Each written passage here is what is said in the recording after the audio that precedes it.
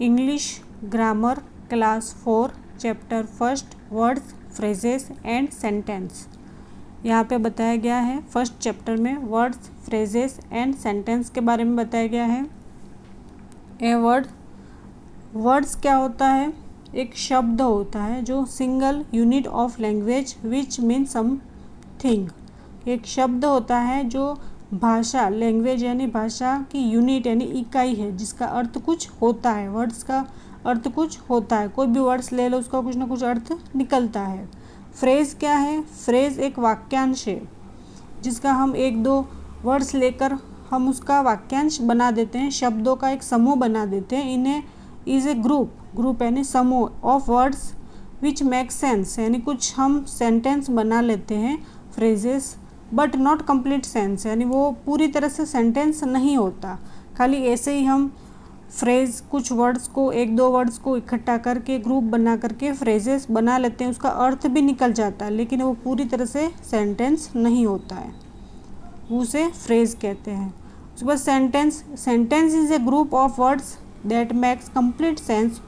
ये जो सेंटेंस होता है, जो एक वाक्य शब्दों का एक समूह है, वो पूरी तरह से समझ में आता है। सेंटेंस है जिसे हम बोलते हैं तो वो पूरी तरह से कंप्लीट सेंटेंस होता है, तो हमें पूरी तरह से समझ में आता है। हम वर्ड्स फ्रेज और सेंटेंस के बारे में इस चैप्टर में पढ़ेंगे। फॉर एग्जाम्पल जैसे यहाँ पे दे रखा है वर्ड्स क्या है? मॉर्निंग। मॉर्निंग क्या है? सुबह है, तो ये वर्ड एक मॉर्निंग एक वर्ड है। फिर इन द मॉर्निंग तो ये फ्रेज है, फ्रेज यानी वाक्यांश। यहाँ पे मॉर्निंग और इन द दोनों ग्रुप को मिला करके इन द मॉर्निंग यानी सुबह में, इसका अर्थ क्या निकलता है? सुबह में। तो ये फ्रेज है, ये पूरा सेंटेंस नहीं है। अब ये पूरा सेंटेंस है the sun rise in the morning यानी सूरज सुबह उगता है। मॉर्निंग यानी और राइजेस और सन, ये सब वर्ड्स को इकट्ठा करके ग्रुप बना करके पूरा सेंटेंस बनाया गया कि सूरज सुबह उगता है, the sun rises in the morning. तो ये पूरा सेंटेंस हुआ। Look at the flowing group of the words. यहाँ पे आपको कुछ वर्ड्स दे रखे हैं ग्रुप में बनाकर, उनको आपको देखना है। जैसे ये she Seng A sweet song. यहाँ पे सेंग है यानी गाना, स्वीट यानी मधुर, सॉन्ग यानी गीत। तो ये सब वर्ड्स हैं, उनका ग्रुप बना करके पूरा सेंटेंस बनाया गया है कि उसने एक मधुर गीत गाया। Aarav is my best friend. Aarav क्या है? एक लड़के का नाम है। माई बेस्ट और फ्रेंड, फ्रेंड यानी दोस्त, बेस्ट यानी अच्छा, माँ यानी मेरा, ये सब वर्ड्स हैं, उनको ग्रुप बना करके पूरा सेंटेंस बनाया गया है। और समझ में भी आ रहा है पूरा सेंटेंस कि Aarav is my best friend, कि आरव मेरा सबसे अच्छा दोस्त है।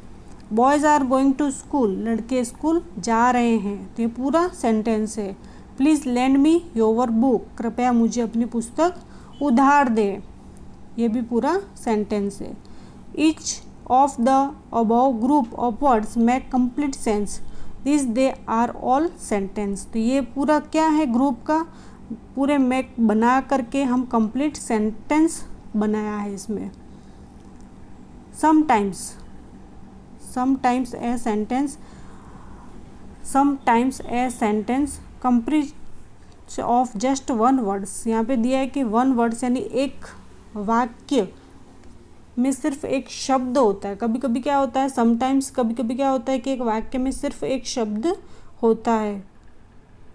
जैसे यहाँ पे दिया है स्टॉप, सीट, लुक और कम, ये एक शब्द है तो इसका भी पूरा अर्थ निकलता है। स्टॉप यानी रुको, सीट यानी बैठो, लुक यानी देखना, कम यानी आना, ये सब क्या है?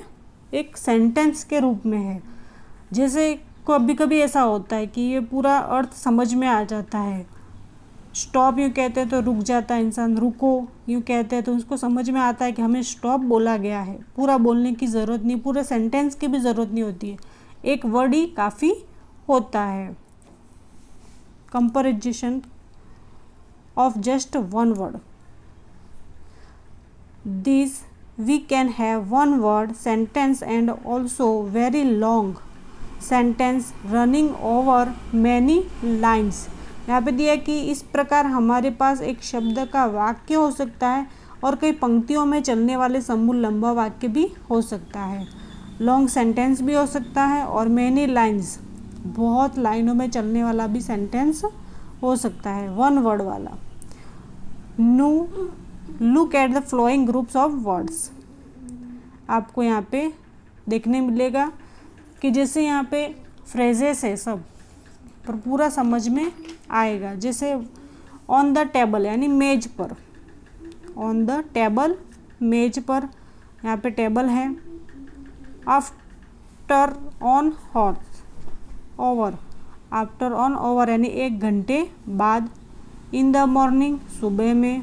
विद माई ब्रदर मेरे भाई के साथ। ये सब क्या है, ग्रुप ऑफ वर्ड्स है, वर्ड्स का ग्रुप है, ये सब फ्रेज है।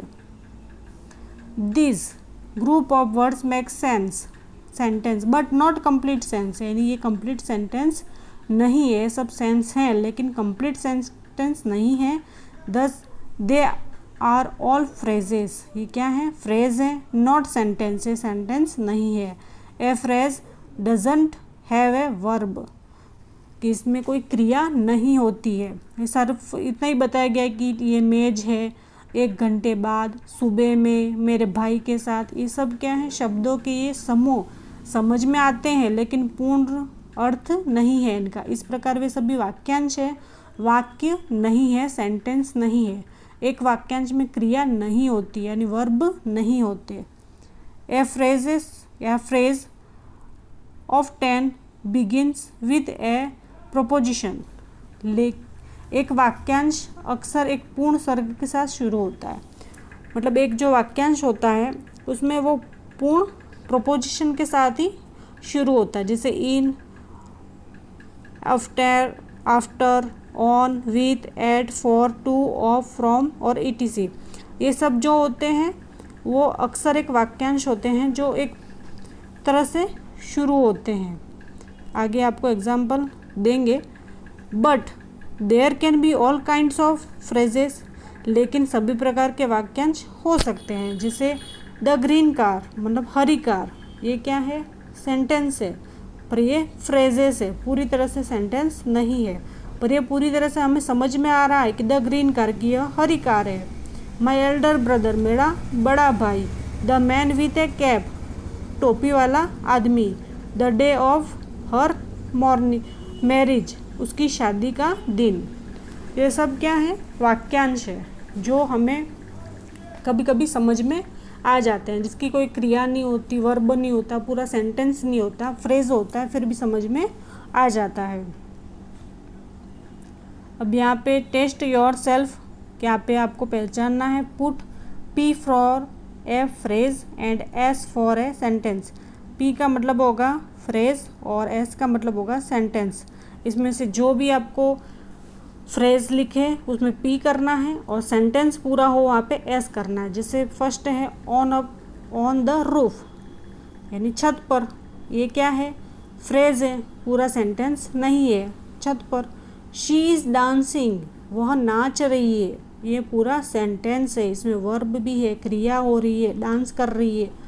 नेवर ऑन संडेज, रविवार को कभी नहीं, रविवार को कभी नहीं, पर क्या कभी नहीं, ये सिर्फ फ्रेज है, कोई सेंटेंस नहीं है, इसमें कुछ बताया नहीं गया है। नैन्सी रूट ए लेटर, नेसी ने पत्र लिखा, लेटर लिखा, तो ये पूरा सेंटेंस है कि एक लड़की है जिसका नाम नेसी है, उसने पत्र लिखा, ये पूरा सेंटेंस है, यानी एस लिखेंगे।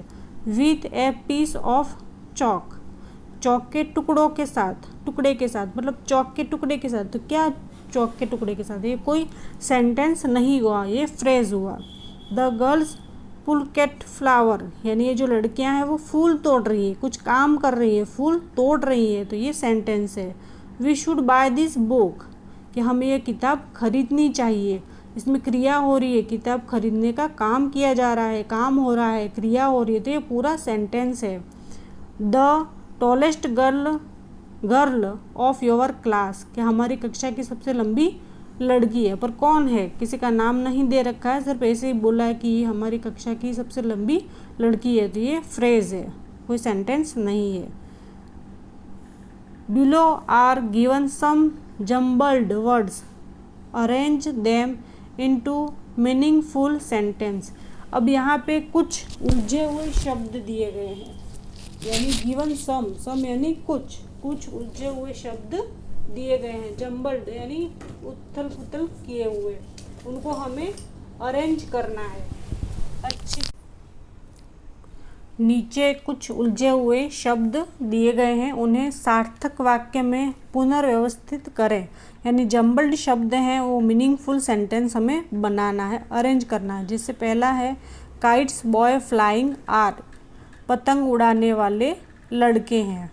यहाँ पे ऐसा सेंटेंस लिखा हुआ है कि पतंग उड़ाने वाले लड़के हैं, तो ये पूरा यूँ सेंटेंस नहीं है, ये जम्बल्ड है, इधर उधर किए हुए, तो हमें अरेंज करना है। जैसे हम कैसे लिखेंगे, अरेंज करेंगे तो पहले लिखेंगे बॉयज़, पहले आएगा बॉयज़, फिर आर वर्बल लिखेंगे, बॉयज़ आर फ्लाइंग काइट्स, यानी लड़के पतंग उड़ा रहे हैं। ऐसा पूरा सेंटेंस होगा कि लड़के पतंग उड़ा रहे हैं, ऐसा सेंटेंस बनेगा। दूसरा the milking he cow is, दूध देने वाली वह गाय है। ऐसा ये सेंटेंस है पर मीनिंगफुल नहीं है, मीनिंग भी निकल रहा है पर कंप्लीट अरेंज किया हुआ सेंटेंस नहीं है। इसको हम अरेंज करेंगे, ही पहले लिखेंगे ही, फिर is, he is milking the cow, he is milking the cow, वह गाय दूध या दो रहा है, वह गाय दो रहा है, ऐसे आएगा। ये पूरा सेंटेंस यूँ बनेगा। तीसरा in the west the sets sun, वो पश्चिम में सूर्यास्त, ये ऐसा सेंटेंस यूँ हम पढ़ेंगे तो ऐसा निकलेगा इसका अर्थ कि पश्चिम में सूर्यास्त। अब इसको अरेंज करेंगे, तो अरेंज कैसे करेंगे, the sun sets in the west, the आएगा, फिर सन आएगा, sun sets in the west, सूर्य पश्चिम में अस्त होता है। इस तरह से सेंटेंस बनेगा। His shoes he polishing was, तो यहाँ पे पूरा सेंटेंस यूँ दे रखा है कि उसके जूते पॉलिश कर रहे थे।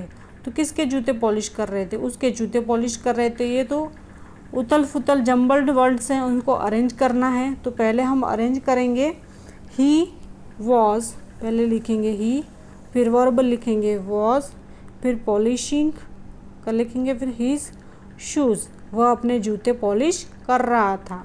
इसका ये मीनिंगफुल अर्थ निकलेगा कि वह अपने जूते पॉलिश कर रहा था, तो ये अर्थ निकलता है।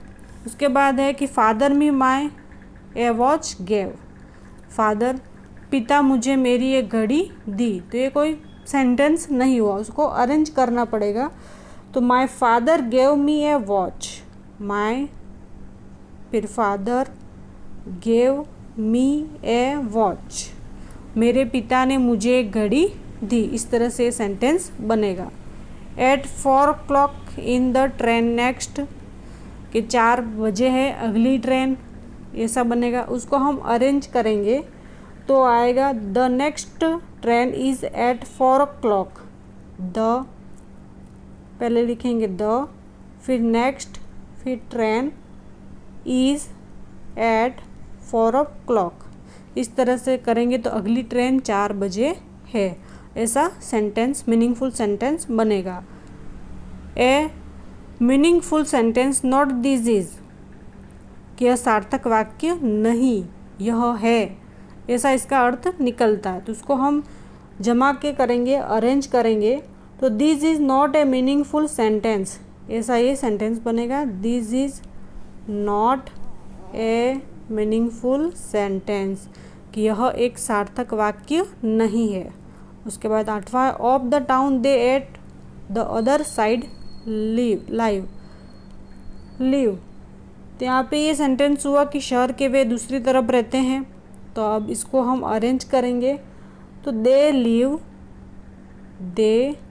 लिव एट, उसके बाद आएगा at the other side of the town, they live at the other side of the town, कि वे शहर के दूसरी ओर रहते हैं। इस तरह से ये सेंटेंस बनेंगे।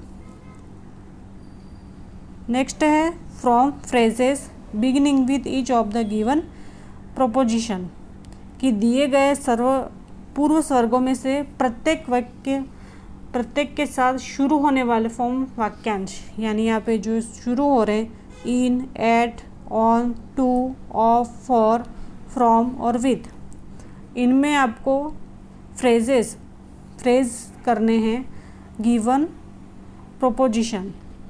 ये जो प्रोपोजिशन है उनके साथ इन यानी इन द क्लास यानी कक्षा में, ये फ्रेज है। एट क्लॉक 8 बजे, ऑन द टेबल मेज पर, टू द मार्केट बाजार तक, ऑफ माई सिटी मेरे शहर का, फॉर माई सिस्टर मेरी बहन के लिए, फ्रॉम स्कूल यानी स्कूल से, विथ माई पेरेंट्स मेरे माता पिता के साथ। तो ये सब क्या हो गया, फ्रेज हो गया जो हमें समझ में आ रहे हैं, लेकिन पूर्ण तरह से सेंटेंस नहीं है। ये प्रोपोजिशन है जिनके साथ हम कुछ भी ऐड करके फ्रेज बना सकते हैं, उनको वाक्यांश बना सकते हैं, फॉर्म वाक्यांश।